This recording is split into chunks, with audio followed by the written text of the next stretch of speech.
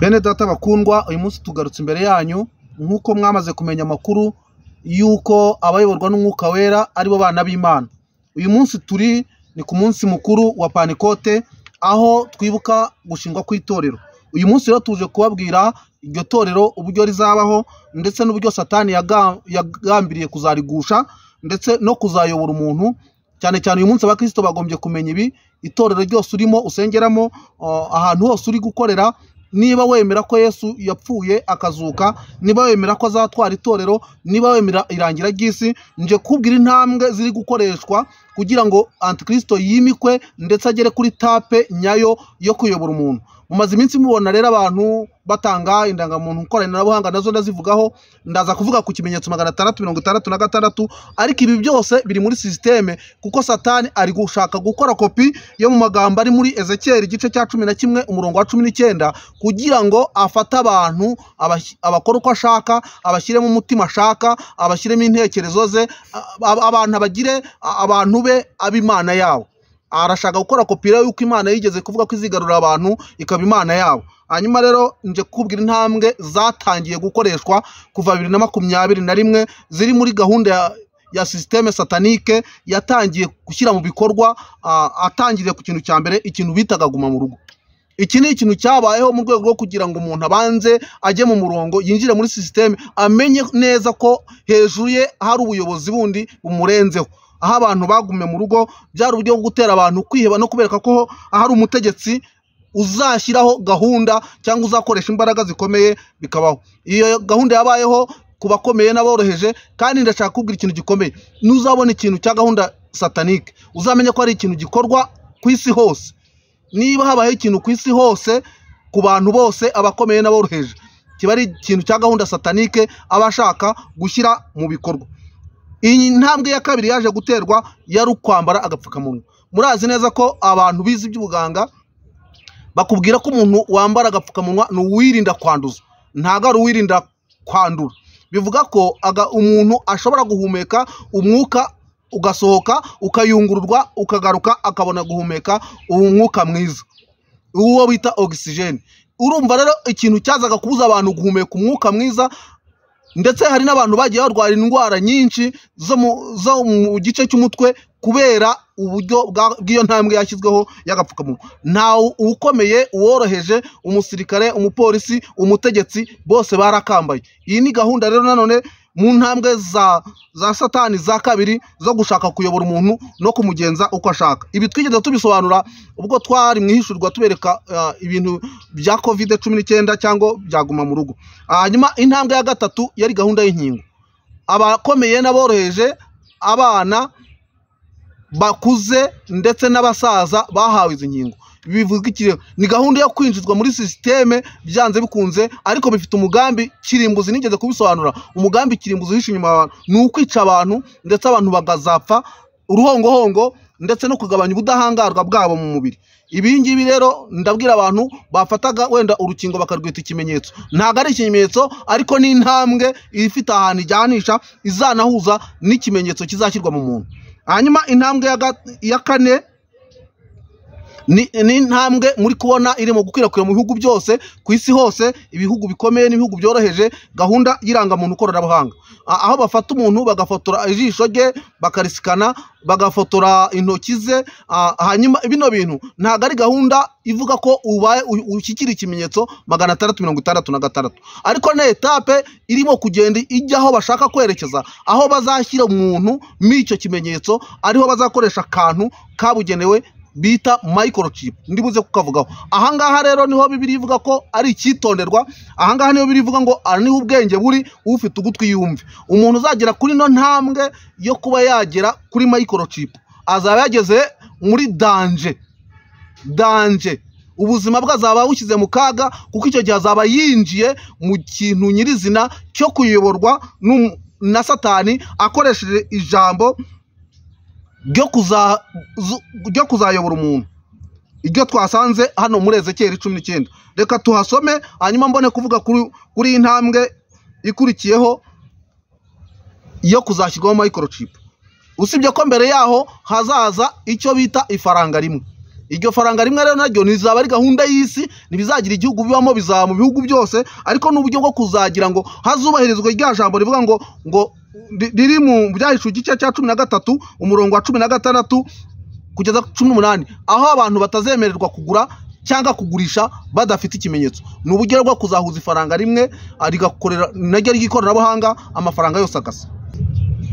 Inshuti mwene data rero niba uri umunyamwuka niba uyoborwa n'umwuka aya magambo n'ubu butumwa usabwa kubumenya no kubwumva. Ushaka kutabwumva uyu munsi ariko mpamya ko ibi bintu ndimo kubabwira kuva hano kuri no mwaka 2025 kugeza 2030 ni ibintu bizaba byarasohoye mwarabibonye. Ushobora rero kuzabimenya ukamenya n'ukuri kw'ibyanditswe ugasobanukirwa mu gihe abigisha ababwiriza butumwa abahanuzi bari kugenda bayobya abantu bababwira ibyo ibinyuranyije n'ibyanditswe.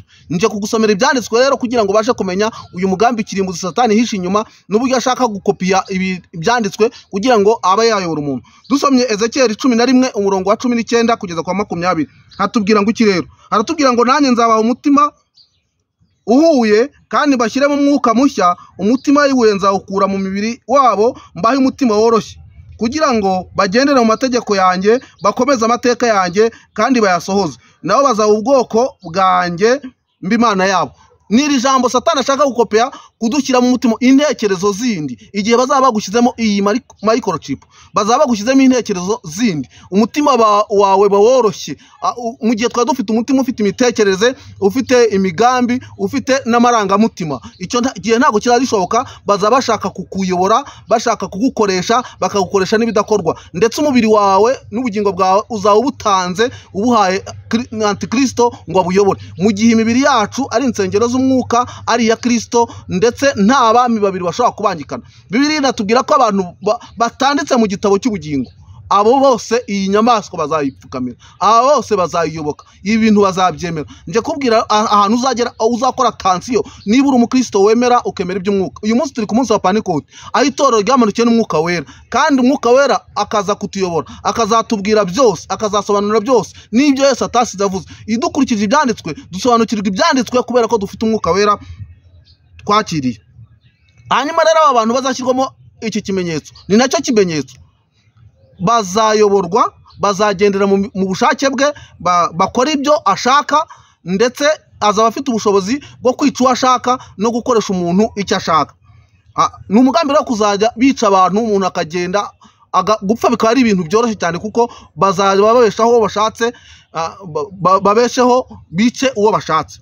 Hanyuma rero ahangaha tuzaba tugeze muri cya kintu cyo kivuga ngo kuyobora umuntu bizaba byemera kuko azaba arimo kuyoborwa na telecommande. Ibimenyetso byose mwagiye mubona uzajya ugenda ahantu ibyangombwa byawe byose amakarita yawe yose byose bizaba bikubiye muri ikoranabuhanga bazagushyiramo.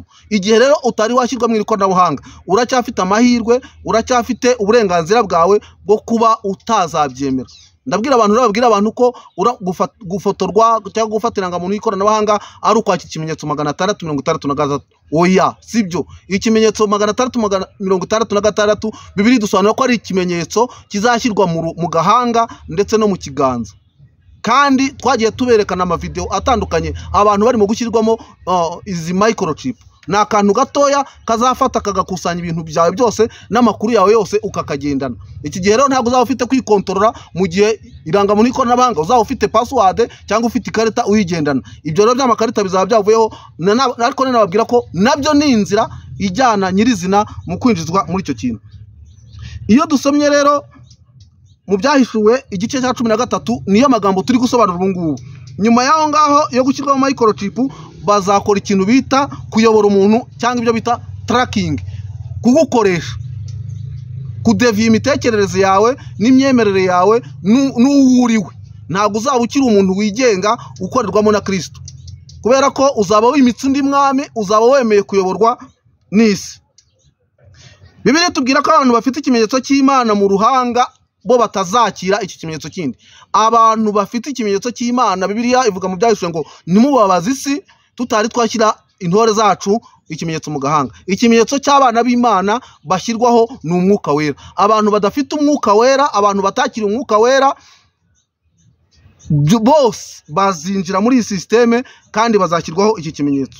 Hanyuma hari ikindi kintu kibangamiye Satani arabizi neza ko aba bantu bo batazashoboka badashoboka bitazanakunda atazanabibeshyaho mu kintu afitiye impungenge n'abantu bayoborwa n'umwuka wera. Ikindi cyitonderwa, izi ntambwe zizaba zikorwa ku isi hose. Nje kubwira ngo niba ufite umwuka wera ndetse ufite amatwi yo kumva, amatwi yawe niyumve. Aha niho Bibiliya yavuze rero ngo aha niho hakenewe ubwenge. Ubwenge bukeneye mu kumenya ibi bintu rero. Iyo usomye mu Byahishuwe igice cya 13 umurongo wa 16 kugeza kwa 18 mwumva ukuntu havuga, hanyuma nsoze mbabwira ibyayo makuru mwumvise. Iyi nyamaswa ngo izatera bose, aboroheje n'abakomeye, abatunzi n'abakene n'ab'umudendezo. Bivuze ngo igihe uzabona abantu bakomeye, abakene n'abakire bose bahuriye ku kintu kimwe nta gutoranya, kizaba ari gahunda ya satanike. Gushyirwaho ikimenyetso mu kiganza cy'iburyo cyangwa mu ruhanga n'ahantu habiri, kijye mu kiganza cyangwa kijye mu ruhanga. Kandi iki kimenyetso kizajya gisomwa n'amamashini, ntabwo umuntu azajya kireba ngo akikubonemo nk'uko twagiye dukoresha kariya kuma kapimaga umuriro mu gihe cya covid. Niko uzajya uca ku kamashini cyangwa kuma nka kare bakagushyiraho bagahita babona ko ufite ikimenyetso. Cyangwa mu kiganza cyawe wakora ahantu ku rugi rugakinguka, ku modoka igakinguka, ndetse ibintu byose bigakunda kubera ko ufite icyo kimenyetso. Ngo kugira ngo hatagira umuntu wemererwa kugura cyangwa gutunda. Ibi byabyize muri systeme neza. Nta muntu uzagurisha isambu, nta muntu uzahembwa amafaranga ku kazi, nta muntu uzagura essence, nta muntu uzagira ikintu akora adafite iki kimenyetso. Aha rero bizaba byageze muri systeme aho nta gusubira inyuma. Uzaba yabyinjiyemo nta gusubira inyuma, ariko uzaba atarabyinjiramo azaba afite amahirwe yuko icyo kimenyetso nyine kitamugeraho. Ariko ubwo nawe azaba afite ibibazo byo kutagira icyo agura cyangwa agurisha. Ariko kubera tuzi neza ko abitorero Yesu afite ukuntu azaba yabigenje, dufite uko aho tuzaturi, dufite aho tuzaduhira, dufite uburyo tuzatumenya amakuru. Imana ihabwa icyubahiro. Ngo keretse umuntu wese izina rye ritanditse mu gitabo cy'ubugingo, iyo nyamaswa cyangwa umubare w'izina ryayo, uyu ni utazabyakira.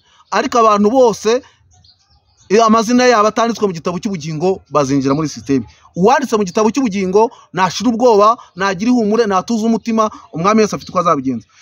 Umurongo wa 18 atubwira ngo aha niho ubwenge buri.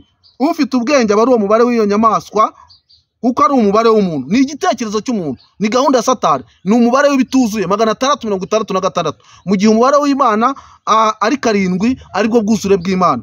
Uyu mubare rero byanze bikunze ibi byanditswe byera bigomba gusohora, nta hantu mwabihungira, bigomba kubasohorera mu maso. Kandi ibihe birimo birihuta. Twari tuje kubabwira rero ngo mwige gusoma ibihe, mwige gusoma ibimenyetso, uko izi ntambwe zigenda zikurikirana, uko zizagenda umenya aho ugeze, umenya aho ugomba gukora attention kugira ngo ubashe kwirinda. Kandi musenge cyane, mube maso. Aya ni amakuru twari tubazaniye kuri uno munsi mukuru wa Pentecote. Abera, abanyamwuka, muyoborwa n'umwuka, kuko birivuga ko abayoborwa n'umwuka wera aribo bana b'Imana. Mwakira amagambo y'Imana.